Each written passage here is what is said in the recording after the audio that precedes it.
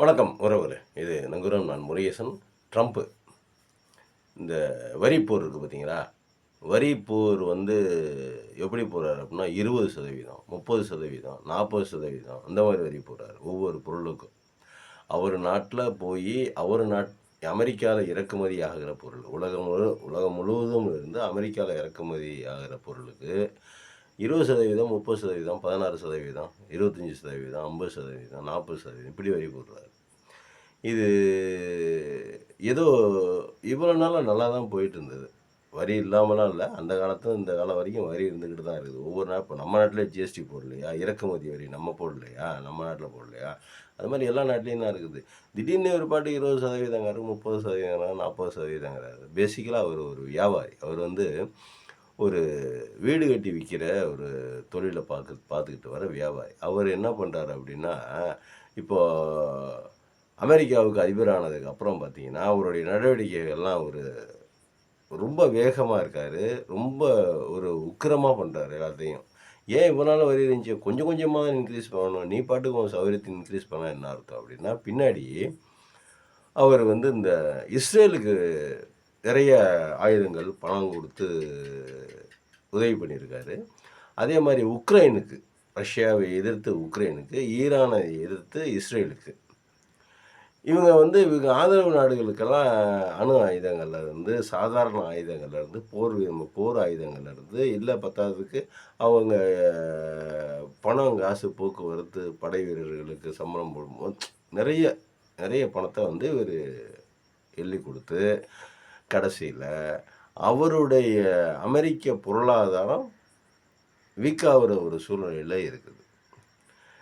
ஏன் இவங்க தன் தற்சார்பு, தன்னிறைவு பொருளாதாரத்த எடுத்துக்காம, இவங்க ஆயுத விற்பனை மூலமா பணம் பார்க்குறது. இந்த நாடு என்ன பண்ணும் அப்படின்னா, அமெரிக்கா மாரி ஒரு கேடுகெட்ட கேவலமான ஒரு நாட நீங்க பார்த்தே இருக்க முடியாது. வர்ற தலைவர்கள் எல்லாமும் அப்படிதான் இருக்காங்க. அந்த அமெரிக்காவுல ஜெயிச்சு வர தலைவர்கள் பூராவும் அப்படிதான் இருக்காங்க. இந்தியா இருக்குது, பாகிஸ்தான் இருக்குது. பாகிஸ்தானுக்கும் ஆயுதம் சப்ளை பண்ணுறது, நமக்கும் ஆயுதம் சப்ளை பண்ணுறது. நம்ம கேட்டாலும் கொடுப்பான், அவன் கேட்டாலும் கொடுப்பான்.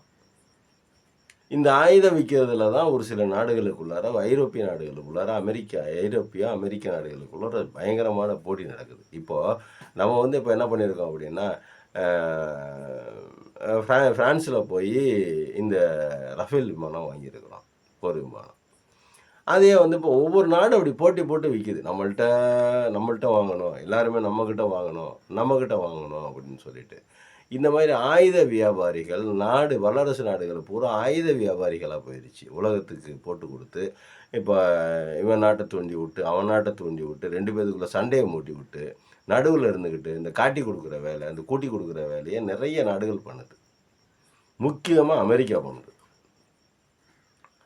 அமெரிக்கா ஒரு பெரிய வல்லரசு, அமெரிக்கா ஒரு வளர்ந்த நாடு அப்படின்னா, எப்படி வளருது அப்படின்னா, அவங்களுடைய பொருளாதாரத்த எந்த மாரியா ஊத்தி வச்சிருக்காங்க அப்படின்னா, அந்த காலத்துலருந்து இந்த காலம் வரைக்குமே கிட்டத்தட்ட ஆயுத வியாபாரம் பண்ணி அந்த 400 வருடங்கள்ல ஒண்ணுமே இல்லாத நாட்ட இன்னைக்கு வல்லரசு நாடா, உலக வல்லரசு நாடா ஆக்கி வச்சிருக்காய்ங்க.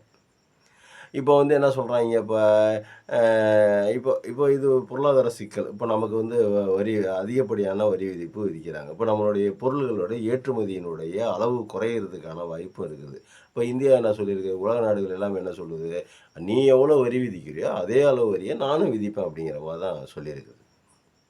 உலக நாடுகள் பூரா சொல்லியிருக்குது. அப்போ இது போர் தானே. நீ நீ சண்டை போட, நான் சண்டை போட, நீ போட, நான் போட அப்படிங்கிற மாரி ஒரு போர் தானே. நீ ஒரு வரி போடுற, நான் ஒரு வரி போடுறேன். அதுக்கு பேர் தான் வரி போர் அப்படின்னு சொல்றாங்க. உலகியல்ல நிபுணர்கள் சொல்றாங்க. இப்போ நம்ம எந்த மாரியான புரிஞ்சுக்கணும் அப்படின்னா, அமெரிக்காவ பத்தி நம்ம நல்லா தெரிஞ்சுக்க வேண்டியது. உலகமயமாக்கல், தாராளமயமாக்கல், இந்த வேர்ல்டு ஆர்கனைசேஷன், இந்த வேர்ல்டு எல்லாமே அது வச்சிருக்காங்க. ஐநாவுல ஏதோ உலகமயமாக்கல் அப்படிங்கிறதுலலாம். எல்லாத்துக்கும் இது எல்லாமே காரணம் என்ன அப்படின்னா, இந்த அமெரிக்கா தான். அமெரிக்கால இருக்கிற ஐநா சபை, அந்த வேர்ல்டு ஆர்கனைசேஷனே வரும். World organisation of medical, WTO வரும் எல்லாத்துக்குமே. இது எல்லாத்துக்கும் இது பின்னாடி இருந்துக்கிட்டு உலகமயமாக்கல் அப்படின்னா, தாராளமயமாக்கல் அப்படின்னா, இது எல்லாத்தையும் கொண்டு எல்லாம் பரவி எல்லா நாட்டுக்கும் எல்லாமே போயிட்டு வர இந்த மாரிலாம் இருக்கும்போது, இவன் கடைசி நேரத்தில என்ன பண்றான், நான் இவ்வளோ வரி போடுறேன், நான் அவ்வளோ வரி போடுறேன் அப்படிங்கிறான். இப்போ உலகமயமாக்கல், தாராளமயமாக்கல் இதெல்லாம் பேசுனதெல்லாம் அவ்வளவும் வந்து இதுக்காக தானா? வரி போடுறதுக்காக தானா? வரி போட்டு நீங்க சம்பாதிக்கிறதுக்கு தானா? சரி, நீ ஒரு வரி போடுற, இங்கே ஒரு வரி போடுறாங்க, இந்தியாவில ஒரு வரி போடுறாங்க, உலக நாடுகள் பூரா ஒரு வரி போடுறாங்க, நீ ஒரு வரி போடுற. நீ ஒரு வரி போடுற, அதை எதிர்த்து உலக நாடுகள் பூரா வரி போடுறாங்க. அப்படி உலக நாடுகள் பூரா வரி போட்டாக்கா என்ன ஆகும் அப்படின்னா, நீ வந்து அதிபர், இவங்க வந்து பிரதமர். இவங்க வரி போட்டுருவாங்க, அவங்க நீ வரி போட்டுருவ, நீ வாங்கிக்குவ, இவங்க வரி போட்டு இவங்க உடனே நடுவில் கட்டுறது யார்? ஜிஎஸ்டிங்கிற பேரில் ஏற்கனவே எங்கள் ஊரில் நிறைய கொள்ளையடிக்கிறாங்க. அது இல்லாமல் நீங்கள் வந்து என்ன பண்ணுறீங்க, இப்படி வரி போட்டிங்கன்னா, அங்கேருந்து வர பொருளுக்கு எவ்வளோ வரி போடணும்? சாதாரணமாகவே விற்கிறது பூரா எல்லாமே டூப்ளிகேட் சரக்கு தான். இங்கேருந்து விலை கொடுத்து நம்ம வந்து அமெரிக்கா பொருள், இது அமெரிக்காவிலேருந்து வாங்கினது, இது அமெரிக்காவிலேருந்து வந்தது, இது அமெரிக்காவிலேருந்து இது பண்ணது. ஜாக்கின்னு ஒரு ஜட்டி வருதுன்னு வச்சுக்கோங்க. குறிப்பிட்டு பேர் சொல்லணும்னு ஆசை இல்லை. ஒரு ஒரு பிராண்ட் இருக்குது. ஏதாவது ஒரு பிராண்டு, ஏதாவது ஒரு ஒரு இது. ஏன் அதுவும் துணி தானே, இதுவும் துணி தானே, இதையே போட்டுக்கலாம்ல. நம்ம போய் உளுந்தடிச்சு இப்போ அதை போய் வாங்குறோம். அது என்னமோ 50 வருஷத்துக்கு கிழியாமையே இருக்கிற மாதிரியும், நம்ம என்னமோ நம்ம ஊரில் விற்கிற துணியெல்லாம் என்னமோ வாங்கி 2 நாளைக்கு கிழிஞ்சு போகிற மாதிரியும், இந்த மாதிரி ஒரு உளவியலான நமக்கு ஒரு அமெரிக்க பொருள்களின் மேலே மேற்கு ஐரோப்பிய நாடுகளின் பொருள்களின் மேலே நமக்கு ஒரு உளவியல் ரீதியான ஒரு அட்ராக்ஷன் இருக்குது. அந்த அட்ராக்ஷனை பயன்படுத்தி இந்த இந்த உளவியல் தாக்கத்தை வந்து ஏற்படுத்தி நம்மளை வந்து அந்த பொருட்களுக்கு அடிமையாகலாம். சென்ட்டுனா உடனே இது அமெரிக்காவிலேருந்து வாங்கினது அப்படின்னு சொன்னாவே நமக்கு ஒரு பெருமையாக இருக்குது. நான் ஒரு நாட்டை மட்டும் சொல்லலை. இதை விட அமெரிக்காவை விட உலகத்தில் வல்லரசு நாடுன்னு எடுத்துக்கிட்டாக்கா சைனா. ஆனால் அவன் சைலண்ட்டாக இருக்கான். சைலண்ட்டாக அவன் பொருளை விற்றுக்கிட்டே இருக்கிறான். ஆனால் சைனா பொருளை வந்து மறைமுகமாக யூஸ் பண்ண வச்சுருக்கான் நம்மளை. ஆனால் அவன் மேலே இருக்கிற மோகம் நமக்கு அவன் மேலே மோகம் நமக்கு அதிகரிக்கலை. யார் மேலே? சைனா பொருளும் உளுந்தடிச்சு வாங்கலை. ஆனால் அமெரிக்க பொருளை வாங்குற அளவுக்கு சைனா பொருளை வாங்குறதில்ல. ஆனால் சைனா பொருளை உளுந்தடிச்சு வாங்குகிறோம், அமெரிக்க பொருளை உளுந்தடிச்சு வாங்குகிறோம். ஆனால் சைனா பொருளை வந்து சைலண்ட்டாக அவன் என்ன பண்ணியிருக்கான், என்னை இல்லாமல் நீ எந்த பொருளையுமே நீ யூஸ் பண்ண முடியாது. ஒரு பேஸ்ட்டாக இருக்கட்டும், ப்ரஷ்ஷாக இருக்கட்டும், எந்த பொருளுமே நீ யூஸ் பண்ண முடியாது அப்படின்னு சொல்லிட்டு அவன் சைலண்ட்டாக நம்மக்கிட்ட எல்லாத்தையும் விற்கிறான். பேஸ்ட்டில் இருந்து, ப்ரஷ்ஷில் இருந்து நீ அன்றாட யூஸ் பண்ண. அமெரிக்காவில் ஒரு ஆய்வு நடத்தியிருக்காங்க. என்ன மாதிரி ஒரு ஆய்வுனா, என்ன மாதிரி ஒரு ஆய்வு நடத்தியிருக்காங்கன்னா, சைனா பொருளை யூஸ் பண்ணாமல் நீங்கள் ஒரு நாள் பூரா வாழ்ந்தாகணும்னு சொல்லிட்டு ஒரு தம்பதிகள் எத்தனை நாளைக்கு வாழ்றீங்கன்னு பார்க்கலாம் அப்படின்னா பார்த்தா ஒரு 10 நாள் கூட வாழ முடியல. ஏன்னா எல்லாமே சைனா மேடாக தான் இருக்குது. எல்லாமே சைனா மேடு. எந்த எந்த பொருள் எடுத்துக்கிட்டாலும் கிட்டத்தட்ட நீங்கள் ஒரு நாளைக்கு எடுத்துக்கிட்டிங்கன்னா, சைனா பொருள் இல்லாமல் நீங்கள் உங்களுடைய வாழ்க்கையை கடத்த முடியாது. எங்கேயாவது ஒரு பேஸ்ட்டோ, ஒரு ப்ரஷ்ஷோ, ஒரு டப்பாவோ, ஒரு கிண்ணமோ, ஏதாவது ஒரு எலக்ட்ரானிக் ஐட்டமோ, இல்லை நீங்கள் ஒரு செல்ஃபோனில் யூஸ் பண்ணக்கூடிய ஏதாவது ஒரு சிப்போ, ஏதாவது ஒன்றுங்க. உங்கள் ரேடியோவில் இருக்கிறதோ, இல்லை உங்களோட இந்த ப்ளூடூத்தில் இருக்கிறதோ, இல்லை இதில் இருக்கிறதோ, இல்லை உங்கள் சட்டையை எடுத்துக்கங்க. உங்கள் ஏதாவது ஒரு பிராண்டு நீங்கள் சைனாவினுடைய பொருளை உபயோகித்தே ஆக வேண்டுங்கிற அந்த உள்ளார கொண்டாந்து சொருவிட்டான். நீங்கள் இன்னும் ஒன்றுமே பண்ண முடியாது. சைனா இல்லாமல் உலகம் சுத்துமா அப்படின்னா சந்தேகம்தான். சைனா பொருட்கள் இல்லாமல் உலகம் இயங்குமா அப்படிங்கிறது தான் சந்தேகம் தான். ஆனால் அமெரிக்கா பொருளில் வந்து அப்படி இல்லை. அவன் வந்து அதிகமாக வச்சு விற்கிறான். இப்போ ஒரு ஒரு கால்குலேட்டர் இருக்குது, அமெரிக்காவில் தயாரிக்கிறாங்க. சைனாலேயும் அதே கால்குலேட்டர் தயாரிக்கணும்னு வச்சுக்கோங்க. அமெரிக்காவில் வந்து 10 ரூபாய்க்கு ஒரு கால்குலேட்டர் தயாரித்து விற்கிறாங்கன்னா, அதே பொருளை சைனாக்காரன் என்ன பண்ணுறான், 8 ரூபாய்க்கு 7 ரூபாய்க்கு தயாரித்து விற்றுறான். அதே குவாலிட்டியோட.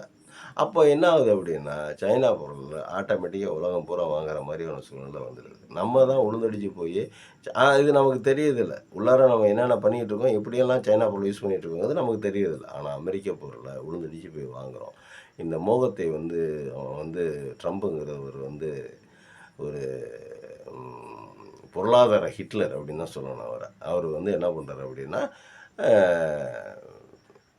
நம்மளை மிரட்டி காசாக்க பணிய வைக்க பார்க்குறாரு. உலக நாடுகளை மிரட்டி பணிய வைக்கிறார். இப்போ கூட என்ன சொன்னார், இந்தியா பாகிஸ்தான் போருக்கு நாங்கள் வந்து வியாபாரத்தை நோக்கமாக வச்சு தான் இந்த 2 நாடையும் பணிய வச்சேன் அப்படின்னு தானே 4 தடவை சொன்னார். நமக்கு அவமானம் இல்லை, அதெல்லாம் நமக்கு வந்து அந்த அவமானத்தெல்லாம் நம்ம ஒரு அவமானமே கருதுறதில்ல நம்ம இந்தியா. அது வேறு விஷயம், அதை விட்டுருவோம். அது வேறு டாபிக், அதுக்கிட்ட நம்ம போகலாம். அதாவது பொருளாதாரத்தை வியாபாரத்தை மையமாக வச்சு தானே இந்தியாவையும் பாகிஸ்தானையும் நான் வந்து போரை நிறுத்தினேன் அப்படின்னு சொன்னார். நீங்கள் இல்லைன்னா நீங்கள் போரை நிறுத்தினா வியாபார ரீதியாக நிறைய உங்களுக்கு பாதிப்பு வந்துடும் அப்படின்னு சொல்லி தான் நான் போரை நிறுத்தினேன் அப்படின்னு தானே சொன்னார். அதுக்கு நம்ம ஆளுங்களை யாரும் ஒன்றும் சொல்ல மாட்டாங்க நம்ம ஆளுங்க. ஏன் அப்படின்னா, அது அப்படிதான். நம்ம வந்து ஏன்னா அடிமை ஆயிட்டோம் அவருக்கு. அவருக்கு அமெரிக்காவுக்கு நம்ம அடிமை ஆயிட்டோம். சாசன பத்திரங்கள்லாம் எழுதி குடுத்துருக்கிறோம்.